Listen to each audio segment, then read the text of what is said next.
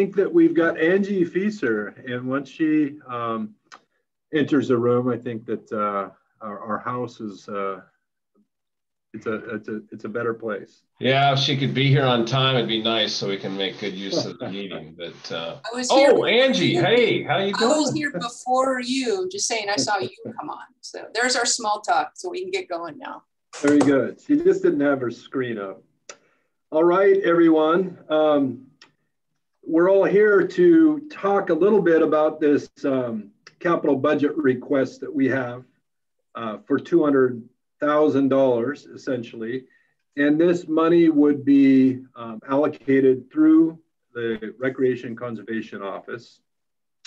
This is for multimodal trails. So what we're looking to do is have a map and a data set that would allow local jurisdictions, cities, counties, nonprofits, maybe even, such as the Washington Trails Association, state parks, whoever it might be, to know what they are doing, how that fits into the bigger picture. So it gives us an opportunity to look at our trails, and as we're planning further down the road, see how that fits into neighboring counties and the state overall. This money is, this would help with grant processes, but it would help in the bigger picture of things. Just know how what we're doing lines up with other trail connectivities and other jurisdictions. So this $200,000 would be through the RCO to maintain and to update this database. And we've got, is it Susan Schumach out of District 42 up in the Whatcom County area that is sponsoring from the House side, and she is a Democrat. And we've got Judy Warnick, who is from the Moses Lake area, a Republican. So we've got bipartisan support to move this through the process, get our budget folks in Olympia to keep this buoyed up and through the process. And what we always need is everybody's support. If you've got relationships with representatives and senators over the years, or if you've got connections in Olympia anyway, anyhow, to make sure that you keep this on the radar and to make sure it gets through the process. And especially if they are on the Ways and Means or on the capital budgets committees as we're moving forward. So I don't have a lot to add beyond that because I think that we're going to talk about the whys and the ifs and other things with some of the folks on our panel. But this is for paved and unpaved trails, the multimodal state system, and I'll move it back over to Roxanne. Are you going to next discuss the whys, Roxanne? I think we're looking for a microphone.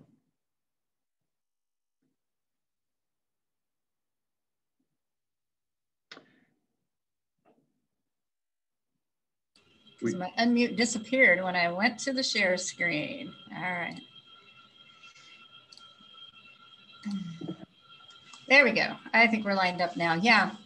You know, just a little bit of background on this. And I think probably the most common questions, obviously, is why is this needed and why is WRPA supporting it? And some of us have trails primarily inside of our parks. Other of us have connection trails that are happening in some communities. The support for trails has been driven more for partners in the community. And it's kind of a newer thing for some of the park agencies to be fully advocating and moving forward trails. And one of the things that we've learned as we have reached out to each other is that we've taken a lot of initiative to connect one to another in our own design and development. But in the middle of that process, we've done some duplication and we're realizing that we're building connections that aren't really fully identified in any form of state trails plan. As a matter of fact, the state plan hasn't been updated since the late 80s, and it really was primarily developed to capture state managed trails. And so that's what the precedent has been, is what is the state managing, and then how are resources directed towards being able to fulfill that state trail system. But it's absent understanding all the work that we've done to date. And there are databases that are really from the end user side, and they pop up all the time, right? People have set up sites, hometowns, everything's out there really driving towards telling people where trails are and what they can use. But sometimes the data on those sites is incomplete, and we've proposed a few things, or the trail doesn't really go through private land, but the public has created a map and an image that is taking people there. And ultimately, for the state to be able to update the state trails plan and really show how it intersects with our local systems, they need to have a consistent database. And we know part of this is coming up kind of with the criteria and the data sets that are going to need to be collected. We also wanted to be sure it's not just a one-time pulling the data together, but there also has to be a means for it to be ongoing and updated regularly with local agencies and stakeholders. So once we determine what's in it, we really need RCO to own the ongoing asset and keep it current so it can be used for data decisions. Because decisions have definitely waned a little bit in the area of trail management because the state trail plan hasn't kept up. And there's an opportunity with the update of the next SCORP. RCO does want to be in position to really update the trail section of that SCORP moving forward, knowing that trail systems are the most kind of popular asset, and walking and hiking and biking are the top activities universally across all of our systems. It's really at the local level that that happens, as well as then how our multimodal trail system now is being used more and more as transportation corridors and can help people get to recreational assets of significance as well. So, you know, ultimately, a lot of regions, whether it's on a county level or multi-county, now are having this vision for connections. We know as part of that connection is going to have to tie into state lands and state attributes. So we want to work alongside the state, understanding that they have a hub of trail, but we also become spokes that can tie into that or span off of it. It's a really great time because WSDOT is updating their active transportation plan. And I think for the first time, they're really acknowledging that the best active transportation routes are not necessarily going to be routes that stay, you know, parallel to a highway or other state roads, and that those routes should tie in. So it's a great time to line us up with active transportation and have a strong database that shows the multimodal connections and how strongly our trail systems feed into that. So we worked alongside with RCO and talked about what it would take to be able to do this. And, you know, many people have brought up, what about this database, that database? So we know actually data is out there. This really is a one-time capital request in order to construct a database that then can be the collector maybe of the most important sets for that information. Initially populated with data that is out there, but creating a database that is structured in a way that we as jurisdictions and others can continue to input important information and keep it active and viable for information moving forward.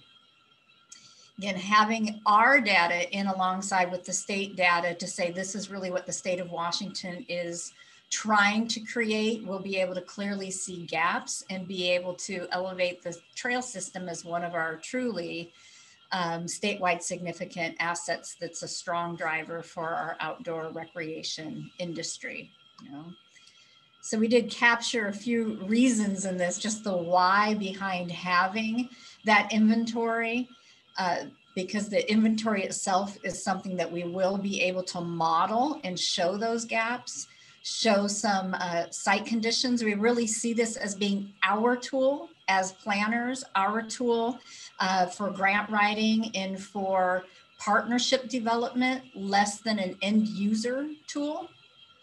Having that database in the mapping capabilities will also be able to show how these trails connect in those smaller communities. We definitely know here in Pierce County.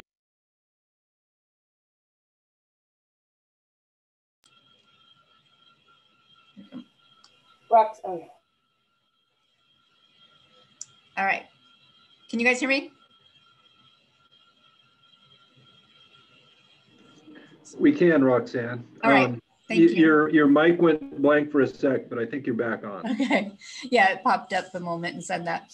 All right. So the smaller communities have less planner capabilities, but when a trail does go through some of those smaller communities, you know, Ording and Buckley can definitely testify to what happened when the Foothills Trail connected and they moved from having more of their natural resource economies were mining towns and now have this outdoor recreation tourism benefit that has really brought back a lot of the local businesses. So being able to show that they fit in a larger database and a larger plan helps meet some of the planning requirements they couldn't otherwise be able to accomplish. In being able to then show how this whole connected system really links into our other tourism assets and brings people here, since we have, you know, pretty much a year-round outdoor recreation climate, I think will be very helpful in the end. So it really is about these connections and then being able to leverage resources in order to be able to get more of these gaps completed as people have gotten on board, and we can look back over the last 30 years to start seeing strong spines of a system evolve that can be built from. I'll just touch on some of the outcomes we think before we turn it over to Paul and then check on some questions that folks have. You know, overall our intent is to be able to have a good, strong Washington State Trails plan that does include our local efforts in a way that can be presented as a comprehensive statewide multimodal trail system. Once a state trails plan shows its system, there's actually the capacity, I believe, of the State Parks Commission to designate which are statewide trails to carry that label, but they need to be able to have trails in the trails plan to look at the comprehensive whole in order to be able to do that. We think that's an important piece for us. For us, as we are designing and developing to know where we're going to make those connections county to county and across the state helps in our long range planning as well. And to have a mechanism by working with RCO so that it remains current. And at any time where you need to pull data that shows the case for your own segment, if your segment is going to tie into this, it just strengthens our ability to pursue federal funding and to secure kind of the last piece, state and other types of funds to complete the system. So we think it can make all of us tell our story better.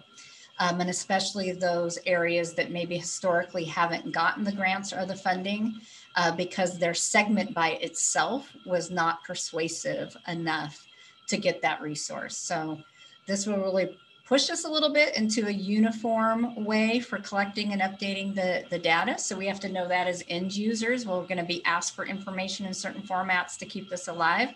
But we think the return on that benefit can be pretty strong as well. And if we're able to access those mapping tools, we have ready-made information that'll help us with our local case, with our own jurisdictions. I think it's inspiring for city and county councils to understand how what you're doing is tying into a bigger whole, and that might help with your local fundraising as well. So Paul, is there anything you want to add on top of that?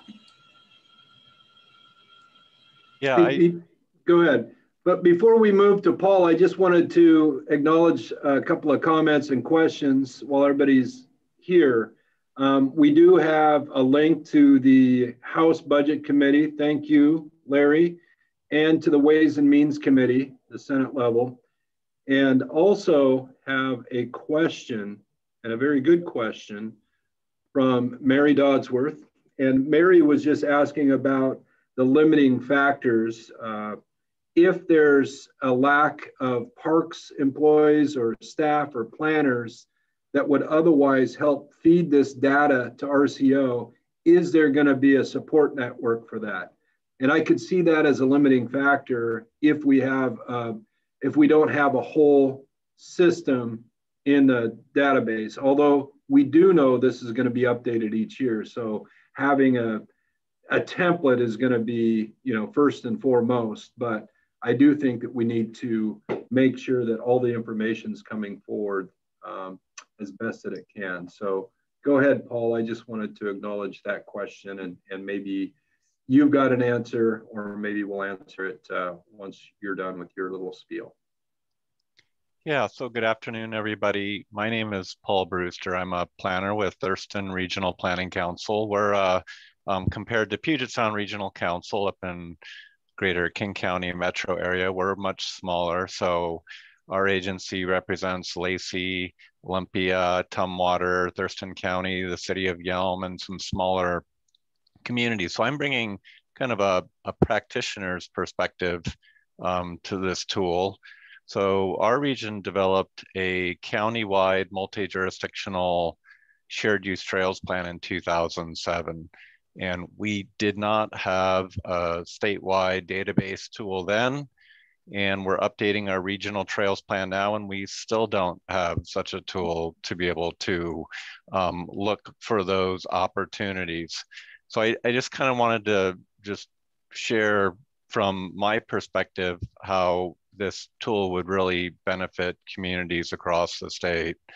I think first and foremost, right now where communities are at a risk for loss of economic development opportunities. And an example of that is a little over a year ago, the Great American Rail Trail was looking at a route to reach across Washington state. And I just don't think there was really a unified effort that, at least from Southwestern Washington stakeholders' perspectives, as to how such a route could attach to communities through Southwest Washington. So our communities, I think, were at a disadvantage, not knowing that there has been a significant level of effort with counties and cities and Washington State Parks developing the Willapa Hills Trail to realize how communities could tie into the Cascade Palouse Trail down through Pierce County, Thurston County, Lewis County, and Pacific County. And so this tool would really highlight where those opportunities are. Another example is our agency. We really bring, I think, our skin in the game really is in multimodal transportation. As an MPO, we recognize really the economic development and health benefits that recreation brings. So it weighs equally up there with transportation. But our agency awarded funding to the city of Yelm back in 2003 to acquire a portion of the Yelm Prairie Line Railroad Trail for the city of Yelm. That trail really didn't get notice until we published the 2007 Regional Trails Plan, where some members of the community really saw the opportunity. And it really wasn't even until years later where Larry Levine and the Forever Green Council managed to secure a small grant to start evaluating the feasibility study of making that connection. But there was quite a bit of a conundrum since the city of Yelm owns this corridor. However, really the jurisdiction with authority was Pierce County. So that sort of lack of awareness of who all the stakeholders are and who the lead entities would be, and sort of what the preferred scenario is lost when you don't have a sort of a comprehensive database to kind of get everybody on the same sheet of music to be planning from. So this tool would really provide that opportunity to identify and memorialize those opportunities so that practitioners like myself who are doing the planning could look up through a database to know what potential or proposed corridors are out there, look at the attributes like who the lead entities are, perhaps contact information, understanding the planning status of those corridors, whether they're funding secure for planning, or if any design or engineering has been done, just if any funding is secured for construction, just having a sense of all of those sort of various phases along the way of how a corridor turns from an idea into fruition would be very helpful. So we're updating our regional trails plan right now. I could really use a database like this to know how Thurston County trails could tie into Pierce, Lewis, Mason, and Grays Harbor counties. Right now, it is a significant level of effort to be reaching out to all those stakeholders and pouring through all those plans to evaluate those opportunities. A statewide database that everybody's working from would really simplify that effort. So TRPC signed on board as a supporter of this effort. It's consistent with the goals and policies of our regional transportation plan. And it's also consistent with our members' desire to really have a comprehensive and well-connected, well-used shared use trail network that supports our community. That's sort of what I'm bringing to the table here. So open to questions if anybody has any.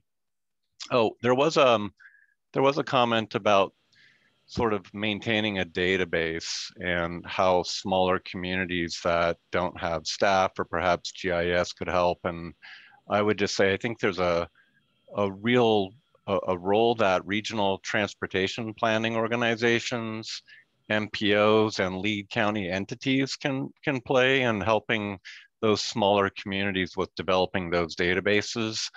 A good example or a model for that is Washington State Department of Transportation and the development of their active transportation plan. Barb Chamberlain and staff reached out to MPOs, RTPOs, and lead counties asking for that data.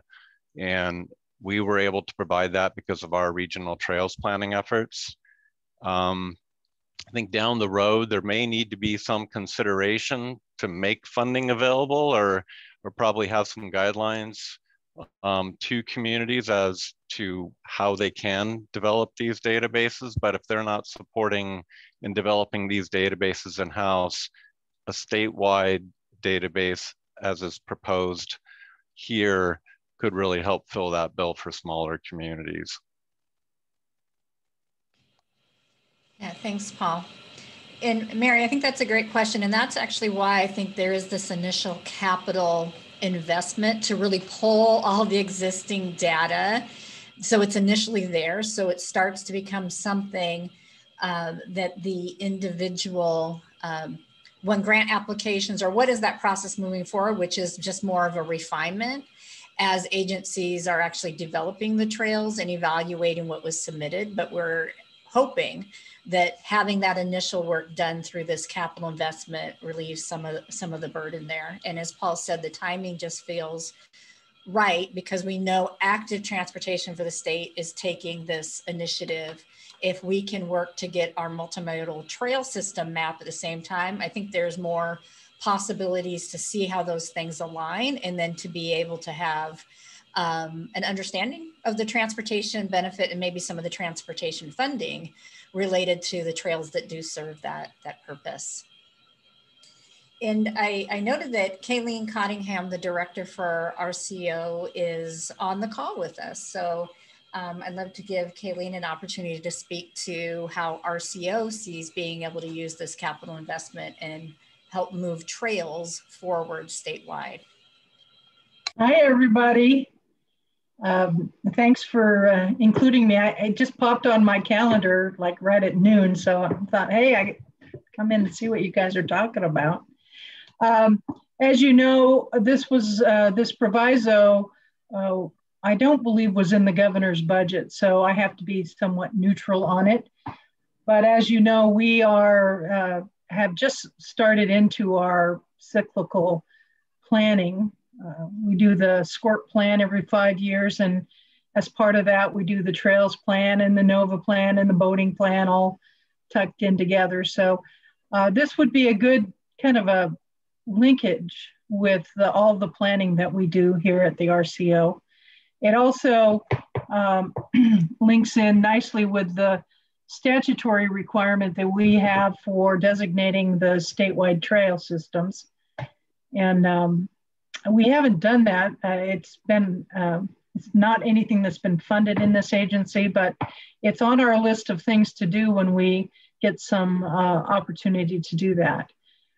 The one thing I would comment about this proviso, if it makes it through the whole process, is to be really clear on your priorities with us, because there are a lot of people who believe that this will be the kind of thing you can pull out of your pocket and use to find where to go hiking on any particular day. And that's not what I think that this effort is. So I think you need to be really clear about the expectations of this database, what it can do, what are a lower priority. There will be people who think that this is us getting on the ground and mapping trails, and that's not what this is. This is us creating a database, sucking all the data from all the various sources. We were involved a few years ago with the Office of Technology here, who did trying to put together some data from other sources. And we also have a contract with Jennifer, I forget her company's name, Hometown. We use a lot of her data. We get as much data as we can, but as you all know, sometimes it's not available to us. So hopefully we can figure out a way to get as much data from all of the folks that have data, put it into one database to be helpful. The one thing I get a little worried about is people who want us to show the gaps and to lay a trail in gap areas. And as all of you know, once you start putting lines on private property, people get kind of worked up. So I don't plan to do that. We have quite a bit of experience in linking maps to our Prism database. So I think the speaker from Thurston talked about knowing what's been funded on a trail. We can do that. We can link our Prism database, but we can't link other people's data unless they give it to us to link. So I'm looking forward to this. Well, I'm not looking forward. I'm retiring actually. So this will be done probably after I leave. But my advice to you is to be really clear on your priorities. And I think that the backbone trails, the multimodal trails should be the priority. How we link the state agency, the big state park trails and the county regional trails and all the other trails that are out there is a really important first step. To the extent we can get other data, that would be helpful, but that should be a secondary priority. And that's all I have. Oh, one other thing, just so you know, we have an annual contract with Esri, so our mapping is probably state-of-the-art GIS, all accessible on the web. So those of you who have used some of our tools before, like the public land inventory, will find that it's all probably going to be on the same platform. Thank you, Kayleen. And I haven't been doing a good job of tracking all the questions and comments that have been coming in. Is there any questions from the galley about anything that's been said? I think it's been a great presentation, and Kayleen, thank you for all your service over the years. What day are you what month are you retiring? How soon is this coming up? At the end of legislative session, 30th of April. I'm hoping they don't go into special session, just on my behalf. Oh yeah, of course they won't, right? Just kidding. Anyway, thank you, Kayleen, for all your years of service and point on comments. We appreciate getting you here today at your noon hour. I know you're very busy, so I hope that you have a great retirement and find a lot of trails and places to hike and recreate. Is there any other questions? Please let us know. I think that, hey, it looks like Bob Boakes has joined us. I've got my full screen now.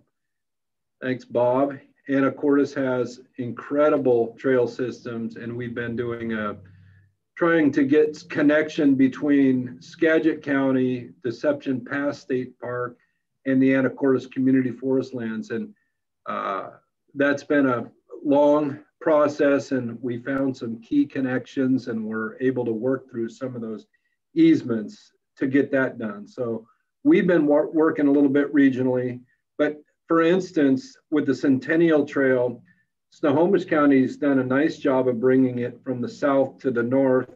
It gets to Skagit County and it ends. And a lot of people ask why. We want to commence with that finish and bring it all the way through up into Whatcom County and make sure our lines line up with Whatcom County's south line might be. So this is an example of where having a database and at least knowing where those connections are or where the connections are planned to be is going to be very helpful to us. And I can tell you that there is a good reason why the Centennial Trail stops where it is. And the reason being is there was a lawsuit way back when Snohomish County was able to acquire that entire trail system through a quiet title process when the railroad was abandoning. In Skagit and Whatcom County, there was a lawsuit, and so we lost the first right on a lot of those parcels. So it's pretty spotty up in Skagit County, although we have acquired a 4-mile section, and we're working with PUD, a public utility district, who's putting a water line on that trail to button up and have a 4-mile section of trail, essentially connecting two communities. So we are working on it, and hopefully that'll gain some momentum, and eventually we'll be able to connect to Snohomish County. All of you guys have a lot of stories that are similar. A lot of you guys are working on regional trails.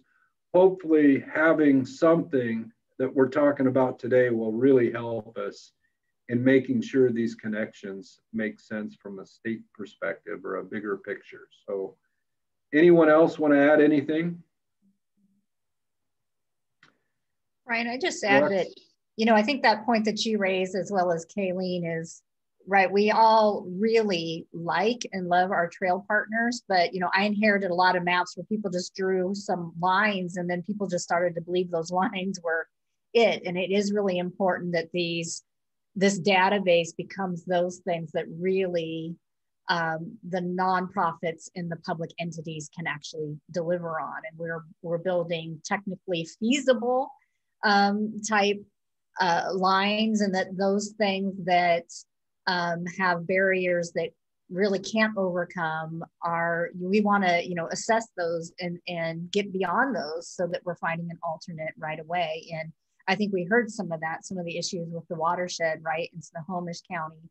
I know for a long time we're, of course, a Rails to Trails community, but there's a McKenna line that goes right through Joint Base Lewis McCord property. So those aren't going to happen, but yet everybody has seen enough maps that they believe that they should be happening. But there's a different way to do that, and I think that's good in the end. And just want to mention to the group that I think this whole emphasis and this strategy came out of there are quarterly meetings that WRPA has with RCO's office, and so being able to talk about what's an emerging need that we have and what opportunities they see with either their grant programs, I think has kind of found us finding this bridge and opportunity to move forward. And some members within WRPA went and talked to the Recreation and Conservation Funding Board as well. So it's been a nice gel of kind of work plan and them hearing what we're struggling with and them also seeing how we can help them work towards the solutions that we want to see. So just want to make sure people know that that's kind of the process. And if there's other things like it, to be sure to reach out to Paul Simmons and others who are part of those conversations as we really, you know, try to focus on how we do something about these particular areas that we both find challenging. Thank you. Roxanne, anyone else with anything to add? Open to discussion. This is Larry Levine with Forever Green Trails in Pierce County. It occurs to me that it's going to be a little challenging because this is that practitioner's tool. It's not, you know, the Trailblazer app. It's not Trail Forks. It's not a lot of things that the public will directly access. We know that, you know, in the future, they will greatly benefit. That poses a challenge for telling the story to the legislature about the need for this and the import of it. And I really appreciate this opportunity. And as I mentioned in the chat, Paul kind of bringing it, you know, each one of these meetings that I participate in, I'm understanding this more and more. And I'm at that head slap, why don't we have this already point? But I think that I'll still be looking for opportunities to coordinate with folks. I know locally, especially in Pierce County, to figure out how do we tell that story to the legislators, so that they get. I mean, I bet that they're, you know, hungry to deliver for their constituents in a really demonstrable way. And this is one of those. This is the acorn thing. The tree comes later. So that's just an observation. It's not at all an insurmountable thing, but it's just a different kind of campaign with some nuance to it. Thank you. Thank you, Larry. Yeah, and Larry, I dropped a little note, but during our conversations with the capital budget, one with the House and the Senate last week as part of Great Outdoor Recreation and Parks Day, you know, I think they really heard the conversation about having a database like this helps to capitalize, leverage, use the state's investments to the fullest, to hear that, you know, they are putting a lot of money, and we ask for a high level investment in those grant programs that RCO does. So to be able to, you know, prioritize those investments, help those investments tie together a system that connects in those underserved communities is a great return on investment. And I think even more them starting to see it, while it's valuable as recreation based, when it's joint transportation and recreation, those of them that want to see really the community getting the most bang for their buck by being able to do investments that, if the state is really helping to prioritize these multimodal connections, and then locally we're going to connect into that, they see that as a little bit more of a partnership. So I think those were some of the things that resonated with those who were on that call, about how we appreciate, the local agencies appreciate and are ready to work with the state investments to make sure that the value that the state wanted out of them is happening, right? People are able to use them for health. They're able to use them for transportation. They're tying underserved communities, all of that. Agreed, 100%. And I think that,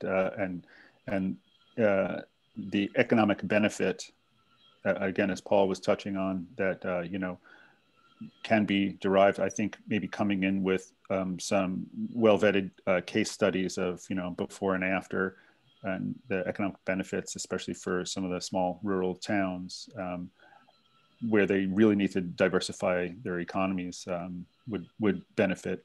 We would benefit from having those at hand as we tell the stories. Thanks. Thank you.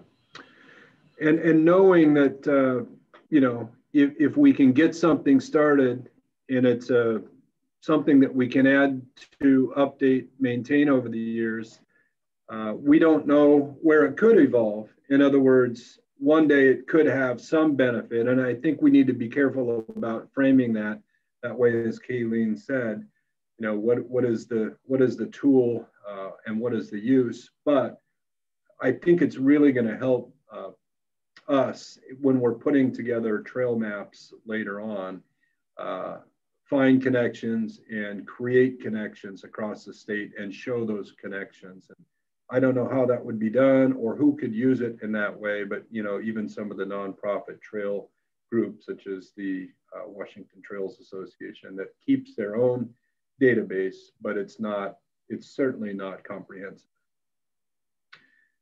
Thank you guys all. Anyone else? We do have 15 more minutes. Go ahead. Yeah, I apologize.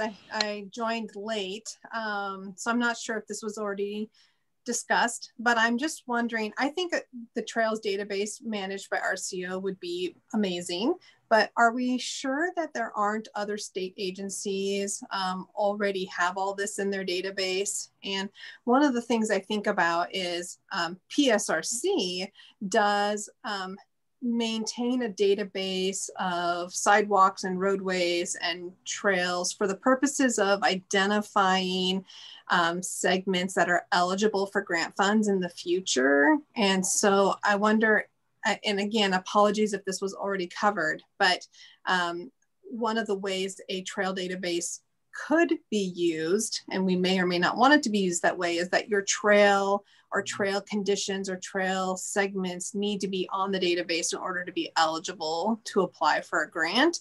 I think that's a concept that some of the electeds are accustomed to because of the way that the WASH.bike PED safety program or the PSRC CMAQ program runs.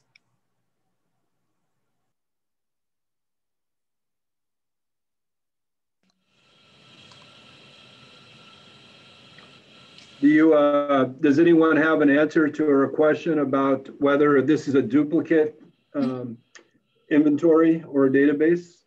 Yeah. This is Kayleen. We do require that all of our grant applicants, especially in our trails category, have a plan. So usually it's not a database requirement. It's that you have a comprehensive outdoor recreation plan and that this facility is identified within that. So that may be what we use that might be a little different than transportation funding. And Sarah, to your point, you're right. There's a number of databases used for all different purposes and maybe collect something a little bit different, which is why part of this scoping really is taking existing spatial data that's collected and having a specific goal of categorizing these multimodal connections that really does tie our systems to the state system. The other thing, while you're right, some areas I think are doing this very well. Paul spoke to how well they're doing it. We have PSRC, but those are also the west side of the mountain and they're not part of the whole. And in particular, the whole, which then can be reflected through RCO, which is about the state's recreation and conservation assets, right? And they have so much amazing work talking about hiking and biking and looking at SCORP and looking at our industry as a whole. And so to be able to have a touch point database that pulls the right data sets that becomes a platform for all of us is what we're really hoping takes us further with this. Well, to that, Roxanne, I totally support this. I think it would be an amazing asset. I think for park planning purposes, it would also be helpful to know surface types, bridge types, width of trails, and those kinds of technical details so that when you're planning a project, you can look in that database of who's constructed that and when did they construct it, and you can go see those facilities when you're in design. That's a good point. And what user groups are allowed on those particular sections of trails? Just remember, this is a data gathering project. And so hopefully the people who have that information will share that information, right? Because we're not going to be going out and generating new information. Right. Thank you. Anyone else?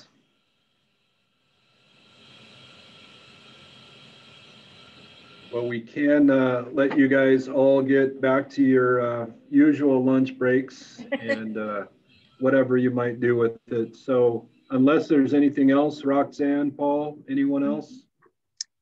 No, I just said, you know, the things I brought up, the actual proviso language, the sign-on letter, the kind of support document, I have those things. I know we have a couple of them posted on WRPA's website, but if you need any of it, just feel free to reach out. And next Tuesday's Lunch and Learn is on the Park RX pilot project bill that Senator Nobles has initiated. But I think it'll be helpful to kind of learn just a little bit about what is Park RX and how might you use that phrase, that type of program locally. So if you haven't already registered and have an interest in that, you might want to go on the WRPA website and do that today as well.